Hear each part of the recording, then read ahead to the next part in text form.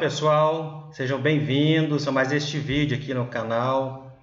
Hoje, dando continuidade à análise dos impostos da União. Vamos tratar aqui do imposto de renda das pessoas físicas e das pessoas jurídicas. Um tributo muito importante para a União, tem a finalidade eminentemente arrecadatória, que abastece os cofres públicos federais. Vou minimizar minha tela para que vocês possam me acompanhar aqui pelos slides, como sempre. Galera, então chegamos ao ponto de analisar o imposto sobre a renda e provento de qualquer natureza. Esse imposto da União, que tem uma finalidade arrecadatória, que abastece os cofres públicos federais para fazer frente a toda espécie de despesa pública. Fundamento do imposto de renda está na Constituição Federal, artigo 153, inciso 3, e também no parágrafo 2º, e o 150, parágrafo 1º, que trata as exceções, algumas hipóteses lá dos princípios em matéria tributária. O que diz o artigo 153, inciso 3 da Constituição Federal? O caput, sempre lido aqui por nós, diz o seguinte: compete à União instituir impostos sobre, inciso 3, renda e proventos de qualquer natureza. A Constituição também, nesse mesmo artigo 153, no parágrafo 2º, diz que o imposto de renda será informado pelos critérios da generalidade, universalidade e da progressividade na forma da lei. Então, o Constituinte remete aqui à lei. Quando ele não especificou lei complementar ou não, então se entende que seja lei ordinária. Então, o imposto de renda é formado pelos critérios da generalidade. O que é isso? Então, a tributação deve alcançar todas as pessoas no Brasil, todos os residentes domiciliados no Brasil. Da universalidade, deve captar todas as rendas e proventos obtidos pelos residentes. E da progressividade, ou seja, um tributo é progressivo, no caso aqui o imposto de renda, quando varia alíquota e base de cálculo. Lá na frente a gente vai ver quais são as alíquotas, né? De 7,5% a 27,5%. E vocês perceberão que ela é progressiva até determinado ponto. Depois passa a ser proporcional, porque só varia a base de cálculo e não a alíquota. O que a Constituição quer dizer quando ela fala em renda e proventos de qualquer natureza?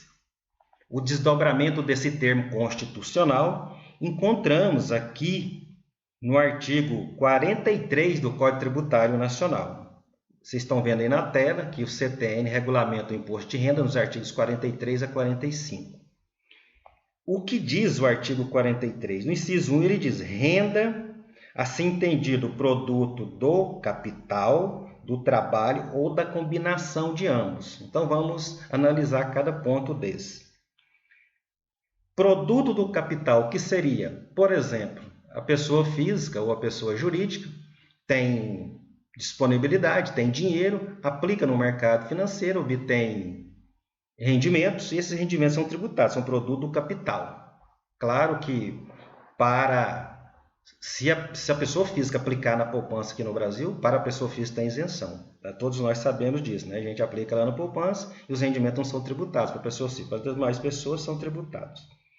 Então, esse é o rendimento do capital. E o que seria rendimento do trabalho? Eu trabalhei, sou servidor público, ganhei acima do piso isentivo, vou pagar imposto de renda. O empregado trabalhou, ganhou R$3.000 por mês, está acima do piso isentivo, vai pagar imposto de renda. Ou da combinação de ambos, ou seja, do capital e do trabalho. Quando isso ocorre? Por exemplo, o sócio de uma empresa, quando ele trabalha, ele é sócio, portanto, entre aspas, dono de ações ou de cotas da empresa e, ao mesmo tempo, presta serviço para esta mesma empresa. Então, ele vai receber o Prolabore. Prolabore também não tem isenção no Brasil, porque é muito equiparado assim, ao trabalho dos colaboradores, dos empregados. Então, vimos aqui o que é capital, trabalho e da combinação de ambos. Agora, o imposto de renda também tributa os proventos de qualquer natureza. Pelo inciso 2 do artigo 43 do CTN, proventos de qualquer natureza são assim entendidos acréscimos patrimoniais não compreendidos na definição de capital, trabalho ou da combinação de ambos. Exemplo de proventos, por exemplo, nós gostamos muito de jogar nas loterias da Caixa Econômica Federal. Quem ganha o prêmio acima do piso isentivo tem que pagar imposto de renda, 30%. Sim, 30% sobre esses ganhos. Então, esse é um exemplo de proventos, tá? O que mais podemos entender aqui pela essa definição da própria Constituição e do CTN? Porque, então sim, já vimos o que é renda, o que é proventos, mas quais sim são as teorias a respeito da renda? Nós temos pelo menos 3 teorias a respeito da renda. A renda pode ser, então, a renda produto, cuja fonte produtiva é pré-existente o patrimônio da pessoa. Essa é uma teoria. A outra teoria é do acréscimo patrimonial. Então, tudo que acresce ao patrimônio, então, assim, você tem um patrimônio ou um acréscimo, isso seria renda. Isso é muito visível na questão do imposto de renda das pessoas físicas. A pessoa teve um acréscimo patrimonial, regra geral, está sujeito ao imposto de renda das pessoas físicas. E também tem a teoria, a terceira teoria, que é a legalista, que renda é tudo o que a Constituição Federal diz e que o CTN e as demais leis complementam. Então temos essas 3 teorias aqui. Parece que na prática tudo isso se aplica, né? Mas o nosso referencial mesmo para poder promover discussões com fundamento jurídico, a gente tem que sempre se valer do aspecto normativo, Constituição Federal, leis complementares, leis ordinárias e súmulas também dos tribunais. Imposto sobre a renda e provento de qualquer natureza, já vimos aí, né? E regra geral para as pessoas físicas representa acréscimo patrimonial dentro dessa teoria aí que fala da renda acréscimo, mas também tem essas anteriores que já vimos que, pelo menos teoricamente, são aplicáveis. Mas, regra geral, sobretudo para as pessoas físicas, o imposto de renda, né? Além do aspecto legalidade, é do acréscimo patrimonial. Porque não faria sentido se assim não fosse. Porque se estaria tributando o próprio patrimônio e não a renda, né? Para as pessoas jurídicas, isso é um pouco diferente, porque as pessoas jurídicas têm uma forma peculiar de apurar o imposto de renda, e a gente vai ver aqui logo na frente. Então, para as pessoas físicas, nós temos aqui uma gama muito ampla de contribuintes. Então, são contribuintes do imposto de renda pessoa física.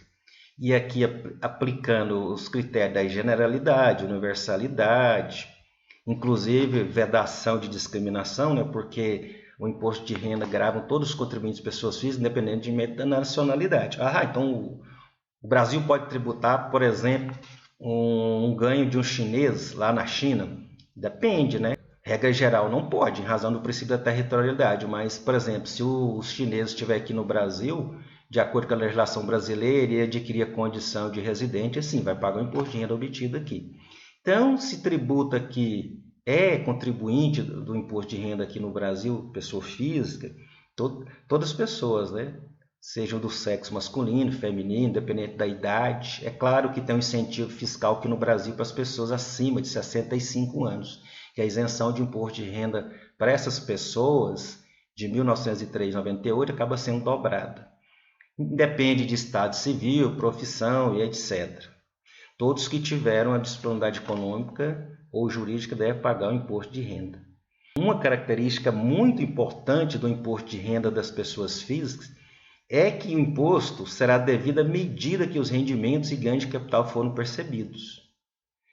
O que a norma quer dizer com isso? Quer dizer o seguinte: para o imposto de renda das pessoas físicas, se adota aqui no Brasil o regime de caixa, vale dizer, a pessoa tem que pagar o imposto de renda, considera-se praticado o fato gerador, dia que ela obtém a disponibilidade econômica ou jurídica. Por exemplo, ela já recebeu os proventos, está lá na conta corrente, já sacou o dinheiro, tem que pagar o tributo. Ou mesmo que já ganhou o dinheiro, está lá disponível para sacar, porque ela já pode movimentar esse recurso financeiro e não sacou, vai ter que pagar o tributo também. O fato é, disponibilidade econômica, né, efetivo gasto da renda, do provento, ou jurídica, né, porque já está à disposição da pessoa, ela pode administrá-la do jeito que eventualmente queira.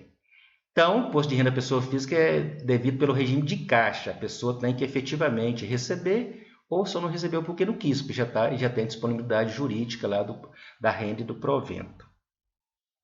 Para as pessoas jurídicas é diferente, porque as pessoas jurídicas seguem um dos princípios da contabilidade, que é o regime de competência, ou seja, geralmente mês a mês. Então, se tem uma renda, se tem, por exemplo, uma receita ou uma despesa ou um custo referente a um determinado mês, por exemplo, mês de abril de 2021, a empresa prestou serviço para os seus clientes, já tem esse direito incorporado ao seu patrimônio de cobrar. Emite o boleto, o cliente não paga, mas mesmo assim ela já tem a disponibilidade, né? Ela já tem, pelo regime de competência, o dever de pagar o imposto de renda. A mesma coisa a despesa, você deveria pagar, não pagou, não interessa se o dinheiro saiu ou não do caixa. Então, para as pessoas jurídicas, regra geral, vigora o regime de competência e para as pessoas físicas, o regime de caixa. Nas pessoas físicas, para as pessoas físicas, nós temos a tabela progressiva mensal, que hoje está assim, né? Até 1903 e 98 tem isenção do imposto de renda. Então, quando a gente sempre se refere ao piso isentivo, estamos falando de ganhos até 1903 e 98.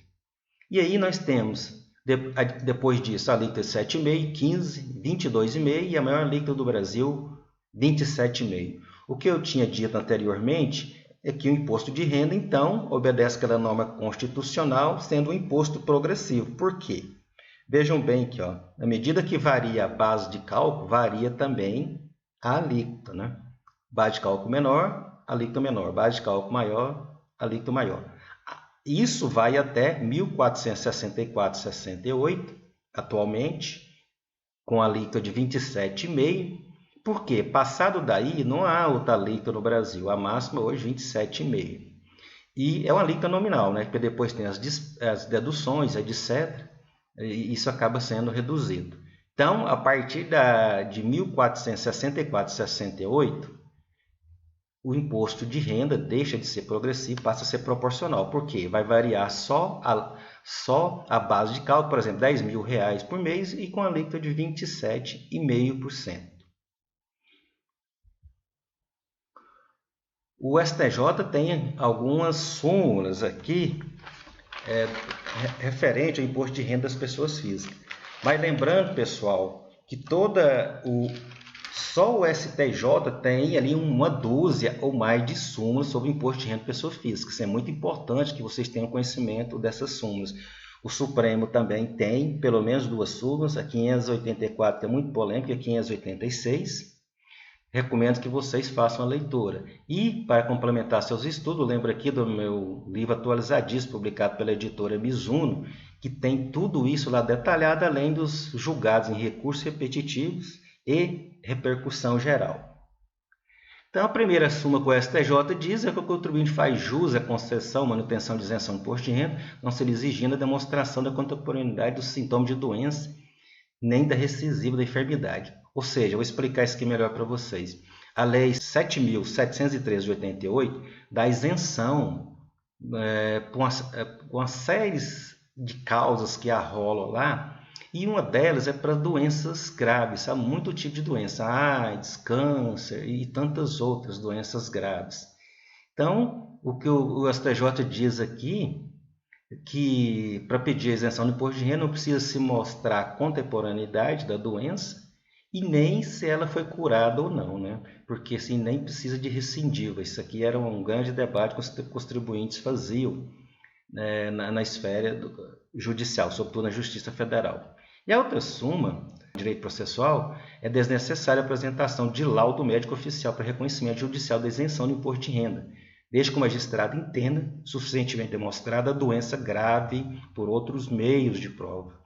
É aqui nessas causas, como eu referi, da súmula anterior, que a lei estabelece, né, uma espécie de prova legal, que seria o laudo médico apresentado por médico ligado ao setor público, também superado pela jurisprudência do STJ. Passando para o imposto de renda das pessoas jurídicas, o primeiro desafio que nós temos é entender quem são os contribuintes do imposto de renda das pessoas jurídicas. A lei tributária indica como sendo as pessoas, o contribuinte, as pessoas jurídicas. Empresas individuais, hoje que nós entendemos como sendo o empresário individual. E o que é mais importante nessa matéria é que a gente deve atualizar aqui esse rol de contribuintes com base nos artigos que tratam das pessoas jurídicas no Código Civil. O artigo 41, que trata das pessoas de direito público, e o artigo 44, que trata das pessoas jurídicas de direito privado. Então, são, por excelência, os contribuintes, são as sociedades, né? E você tem sociedades limitadas, sociedades simples, tem a EIRELI e etc. Além das sociedades de advogado, pluripessoal, individual. Sim, essas, além do Código Civil, nós temos lá também, por exemplo, na lei avulsa, no Estatuto da Advocacia, lá mais sociedade. Mas todos se enquadram aí em sociedades, né? Que podem ser com responsabilidade limitada ou uma sociedade simples, por exemplo, como é uma sociedade de advocacia. Esses são os contribuintes. A base de cálculo do imposto de renda para as pessoas jurídicas, como eu já havia me referido anteriormente, é o lucro real presumido ou simples nacional. Basicamente, são essas três formas de apuração. Tem o chamado lucro arbitrado, mas é quando, sobretudo, a escrita contábil do contribuinte, pessoa jurídica, não mereça credibilidade. De acordo com a legislação tributária, é considerada, nesse caso, então, uma escrita contábil ou escrita fiscal inidônea. O lucro real é apurado, está lá na lei, ela estabelece no artigo 14, a lei 9.718, quem deve apurar o lucro real. Regra geral, pelo critério objetivo, é quem aferiu no ano calendário anterior 78 milhões ou mais de reais. Lucro presumido, quem está abaixo disso. E simples nacional são as pessoas que estão autorizadas, basicamente ali no artigo 3º da Lei Complementar 123 de 2006. Nós temos então essas três formas de apuração. O lucro real, regra geral, os contribuintes apuram assim, o lucro real durante o ano calendário todo. Por exemplo, 1º de janeiro a 31 de dezembro. Mas quem opta por isso deve fazer as antecipações mensais, como ocorre no imposto de renda das pessoas físicas. O imposto de renda da pessoa física, pessoal, também é fato gerador anual. É de 1º de janeiro a 31 de dezembro, mas a gente vai fazendo as antecipações mensais na medida que vamos ganhando, oferindo rendas ou proventos. Ao caso do assalariado, vai tendo retido na fonte. Né? Então, sim, acontece com as empresas do lucro real, mas a empresa também pode, lá no lucro real, optar pelo lucro real trimestral. Aí ela fecha o trimestre, tudo certinho, e faz os recolhimentos, se houver lucro, por exemplo. Agora, PIS e COFINS é sobre receita bruta, né? Todo mês tem que pagar. Então, são essas três formas, basicamente, o lucro real, presumido e simples nacional. E reforçando aqui que o lucro real é obrigatório para as pessoas que oferiram mais de 78 milhões no ano calendário anterior e, sobretudo, para aquelas pessoas que atuam no mercado financeiro. E é também um regime por excelência facultativo, porque até uma pequena empresa pode optar pelo lucro real, porque ali é verdade mesmo, você apura verdadeiramente, realmente, todas as suas rendas durante o período de apuração e abate todos os custos e despesas para ver se a atividade é lucrativa ou não. Já no lucro presumido, não. A legislação presume, por exemplo, o prestador de serviço presume-se que o custo, que o lucro dele seja, supor, de 100 mil reais no período de apuração, que o lucro seja de 32 mil reais, porque a alíquota do lucro presumido para prestação de serviço, regra geral, são 32%. Há uma presunção que pode coincidir com a verdade ou não. Regra geral, o lucro presumido é para essas pessoas jurídicas, prestadoras de serviços que têm custos operacionais bem baixos, e as empresas que têm um custo operacional elevado optam pelo lucro real. As empresas mais tranquilas, de porte pequeno e médio, gostam do Simples Nacional porque recolhe a maioria dos tributos por um único documento de arrecadação, que é o DAS, documento de arrecadação do Simples Nacional. É claro que terceirização de mão de obra, por exemplo, vigilância, essas coisas, e advocacia recolhe as contribuições previdenciárias por fora, como se fosse o regime normal. Aqui, para o imposto de renda das pessoas jurídicas, eu trouxe aqui uma súmula do CARF, que fala que na apuração do RPJ, a pessoa jurídica poderá deduzir do imposto devido o valor do imposto de renda retido na fonte, desde que comprovada a retenção e o cômputo das receitas correspondente na base de cálculo do imposto. Ora, aí isso não seria lógico? O entendimento do Físico Federal é que, em razão do princípio contábil da competência, todas as receitas e todas as despesas devem se referir ao próprio período de apuração, porque senão haveria a perda, da simultaneidade, a perda do fechamento dessas contas, que deve obedecer os dois lados, receitas ou despesa ou custos no mesmo período de apuração, em razão do princípio da competência. Mas o CARF diz, pode ser no outro período, desde que você prove que realmente houve a retenção. Pessoal, então era isso hoje sobre o imposto de renda das pessoas jurídicas, um imposto muito importante para a União, porque é arrecadatório, é um imposto para as pessoas físicas pessoal, que não admite até a transferência da carga tributária, de fato gerador periódico, como vimos aí. Há tantas questões polêmicas nesse imposto, eu recomendo que vocês façam leituras complementares.